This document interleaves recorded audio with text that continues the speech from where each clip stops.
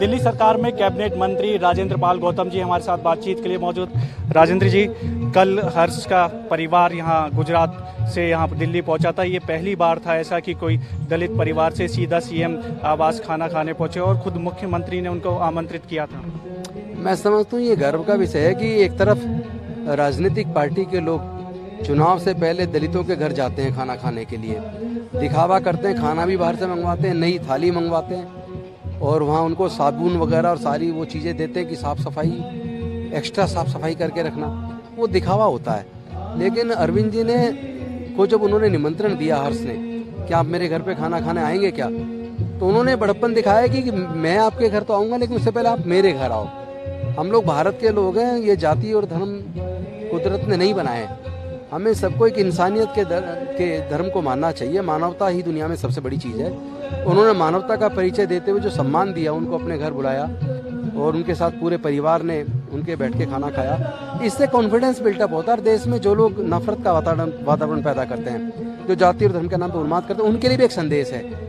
बदलाव हो रहा है राजनीति में, आप देख रहे हो इस तरह से। निश्चित तौर पर इससे राजनीति में बदलाव होगा और बाकी राजनीतिक पार्टियों को भी ये सबक मिलेगा कि अब दिखावा करने से काम नहीं चलेगा, उनको उनका हक भी देना पड़ेगा। देश में एक मुद्दा चर्चा पर है। राहुल गांधी पूर्व अध्यक्ष है कांग्रेस के और वो भारत जोड़ो यात्रा पर निकल रहे हैं और दूसरी तरफ वहाँ कांग्रेस टूट रही है। राजस्थान में आप देख रहे हो क्या स्थिति हो गई है। नहीं, मैं समझता हूँ जो बीजेपी ने एक नारा दिया था कांग्रेस मुक्त भारत, वो अब दिखावा कर रहे हैं। कांग्रेस मुक्त तो भारत पहले हो चुका, अब तो बीजेपी मुक्त भारत का सपना पूरा देश देख रहा है और आम आदमी पार्टी एक मजबूत विकल्प के तौर पर जो भारत को दुनिया का नंबर 1 देश बनाने का लक्ष्य रखा माननीय अरविंद केजरीवाल जी ने, जो अरविंद केजरीवाल का काम का मॉडल दिल्ली से निकला और जनता ने इतना पसंद किया कि तीसरी बार सरकार बनाई और दूसरी बार इतना भारी बहुमत दिया और उस काम से खुश होकर पंजाब ने भरोसा किया, पंजाब ने इतना भारी बहुमत दिया, वहाँ भी जनता के काम तेज गति से शुरू हो गए। चाहे वो बिजली का मामला हो, चाहे रोजगार का मामला हो, चाहे दूसरे मुद्दे हों, स्कूल अस्पताल का मामला हो, मोहल्ला क्लिनिक का।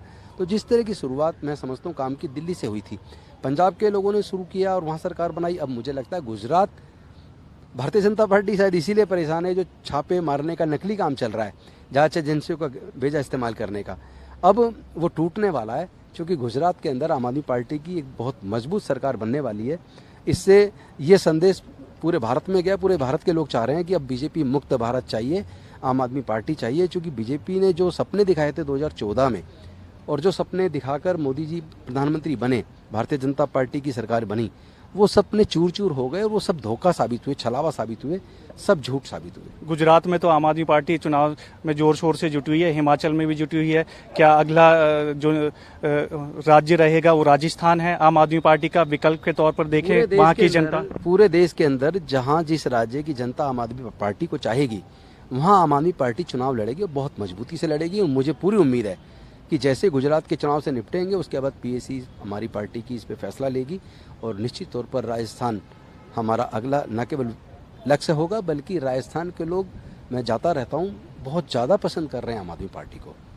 क्या रणनीति रहने वाली है अब, क्योंकि कांग्रेस भी 2 स्टेट में है, आपकी पार्टी भी 2 स्टेट में है, लेकिन कांग्रेस बिखरी हुई है। देखिए, जहाँ कांग्रेस है वहीं उनमें इतना बिखराव है और उसका कारण ये है कि एक नेतृत्व विहीन है। जो अपने खुद पार्टी को ना संभाल पाए वो देश को क्या संभालेंगे। तो आम आदमी पार्टी एक ऐसी पार्टी है जिसके एमएलए को आज तक एक को भी कोई खरीद नहीं पाया। बीजेपी पूरी तरह परेशान है कि ना खरीद पा रही है और छापे लगवा रही है, ईडी की रेड, सीबीआई की रेड। और रेड हमारे ऊपर क्या लग रही है, तो प्रधानमंत्री जी की रेड मर रही है क्योंकि रिजल्ट तो जीरो है। क्योंकि जो छल कपट करके जो रेड एक डालने की प्रक्रिया की जा रही है, बिना वजह सरकार को परेशान करने के लिए, सरकार को काम रोकने के लिए, सरकारी अफसरों को भी परेशान किया जा रहा है, एमएलए मंत्रियों को भी परेशान किया जा रहा है। काम रोकने की साजिश है और देश की जनता सब देख रही है।